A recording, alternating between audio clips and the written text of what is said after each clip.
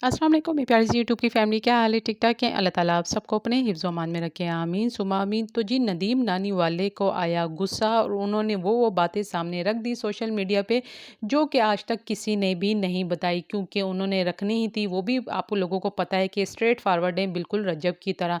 उनका कहना है कि आज तक मेरी किसी टिकटॉकर, यूट्यूबर या जो ब्रॉड पे लाइव आके बैठते हैं, किसी से भी लड़ाई नहीं हुई।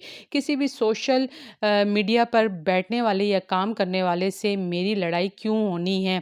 इसी वजह से आज तक मेरे पे किसी ने उँगली तक नहीं उठाई, क्योंकि मैं किसी के खिलाफ कोई बात नहीं करता और सबके साथ दोस्ती रखता हूँ।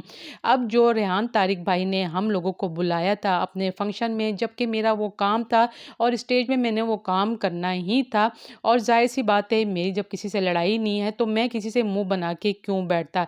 लेकिन बहुत ही जल्द बहुत बड़ा पॉडकास्ट आने वाला है, जिसमें मैं सारी सच्चाई आप लोगों के सामने रखूँगा।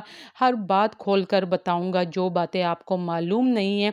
आपने उस पॉडकास्ट को पूरा देखना है, बल्कि इंतज़ार में रहना है कि कब वो मेरा पॉडकास्ट आने वाला है, जिसमें हर बात मैं रखूँगा, क्योंकि बहुत से ऐसे लोग हैं जो कि टिकटॉक पे और यूट्यूब पे सिंपैथी लेने आते हैं और बताते हैं कि हमसे तो अच्छा कोई है ही नहीं, सारी अच्छाइयाँ हम में है, सामने वाला तो बहुत ही गंदा है। इस जैसा गंदा इंसान तुमने कभी भी नहीं देखा होगा, और रो धो के अपनी सारी सच्चाई बताते हैं।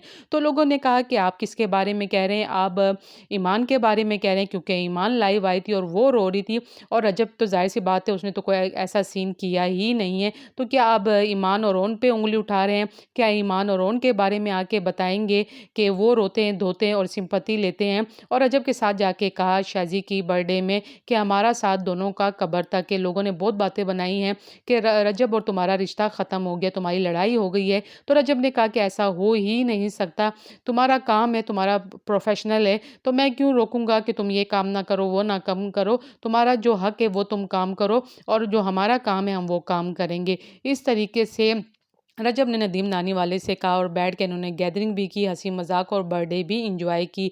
अब यहाँ समझ नहीं आ रही कि जो नदीम नानी वाले हैं वो ईमान की बात कर रहे हैं या ओन की या फिर रजब की। रजब की तो कर ही नहीं सकते, तो किसको कहा है नदीम नानी वाले ने कि लोग सिंपैथी लेते हैं, रोते-धोते हैं और अपने को अच्छा बताते हैं, और जबकि सामने वाले को बुरा।